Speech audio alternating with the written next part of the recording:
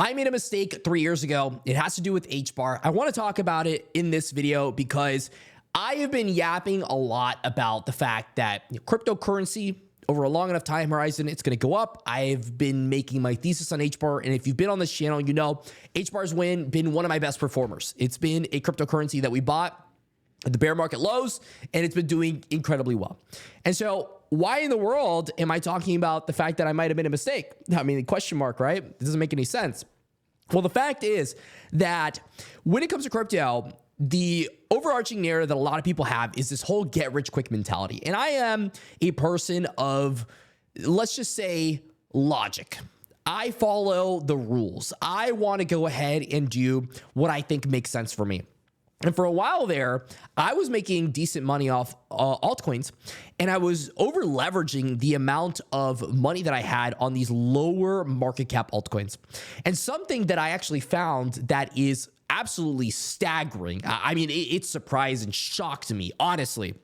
100% shocked me. I'm going to load it up right here. This is a top 10 crypto index fund website. And this guy, literally all he did was put $1,000 into the top 10 cryptocurrencies of any given year. So he did this all the way from 2018 all the way into 2025.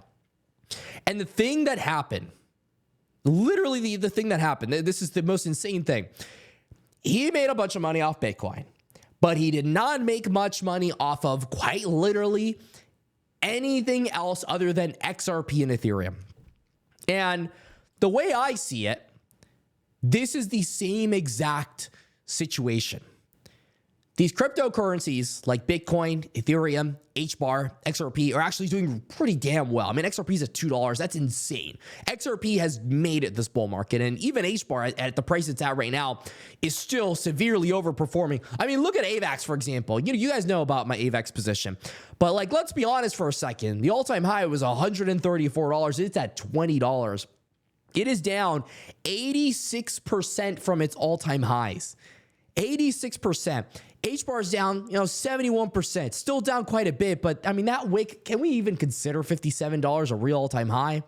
The market cap for HBAR went well past its all-time highs through inflation. This has been a crypto that has shown so much strength over the years.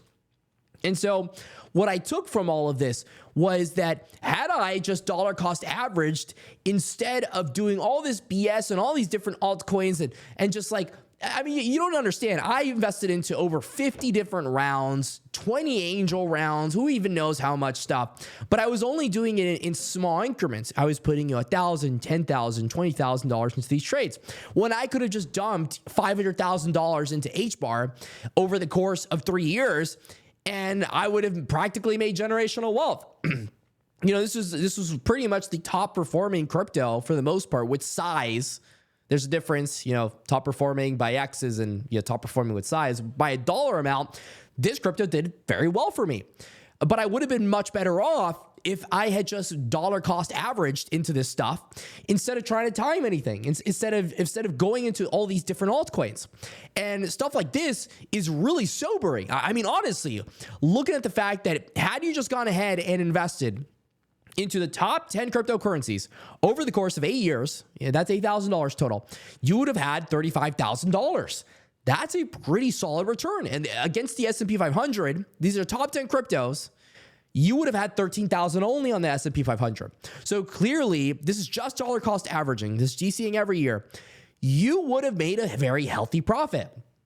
Sometimes we need to go ahead and come back to reality. Honestly, we really need to come back to reality because the fact is, this is a cryptocurrency. It's up 218%, and I still would buy it at these levels. And I'm learning as I'm growing, as I'm maturing as an investor, that I need to start punching up.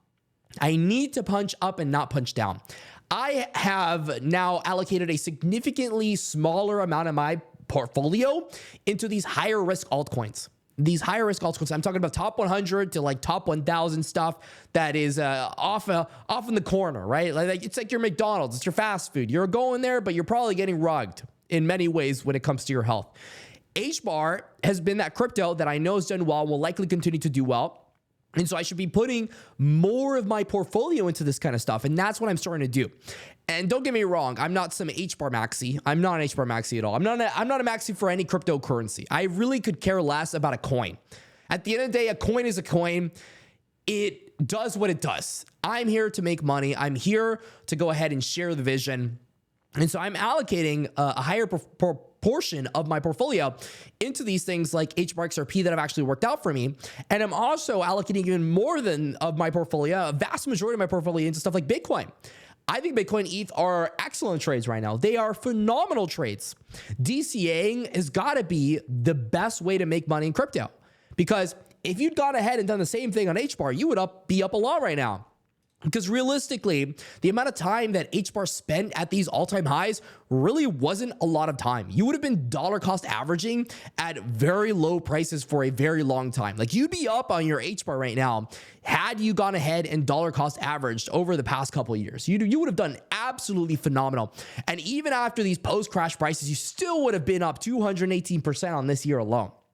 And so what we want to do is catch these cryptocurrencies that are going to get a liquidity injection, because we're going to be expecting that after the post gold run happens. And that's going to have to do with Bitcoin. You know, Bitcoin's going to run because gold ran, gold's going to cool down, money's going to flow into Bitcoin. This is natural progression of markets, very natural progression of markets. I remember in April, we saw a brief decoupling of Bitcoin. The Bitcoin was going up against other equity markets. This sort of narrative is going to continue to be a thing because funds are going to be buying into cryptocurrencies. I made a video talking about my HBAR thesis, the made in USA cycle. I still believe this is a thing. I 100% still believe in the made in USA cycle.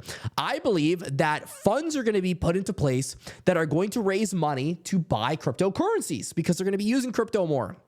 And so from my perspective, in what universe would I be bearish on HBAR that has a council filled with a bunch of Fortune 500 companies? What do you think? Where do you think they're going to be positioning themselves? They're, of course, going to be positioning themselves on the chain that they've been working on, that they've actually been, allocating time and resources into. Even if there are grants involved, it still is a very logical place. The HBAR Council is unique in that respect. Is HBAR the best chain out there? Hell no. It's definitely not the best chain out there. But what it is competitive in the current landscape, undervalued, and also positioned. It's positioned correctly. It's 100% positioned correctly. It has all the right doings of an extended super cycle runner. So I'm going to be dollar cost averaging into HBAR coming into Q1, coming into Q2. I really don't care. If a cryptocurrency is going to go up over a long enough time frame, then I'm going to be buying it. That's going to be the video. Stay classy. Thank you for watching. And hopefully I have gone ahead and given you a great lesson.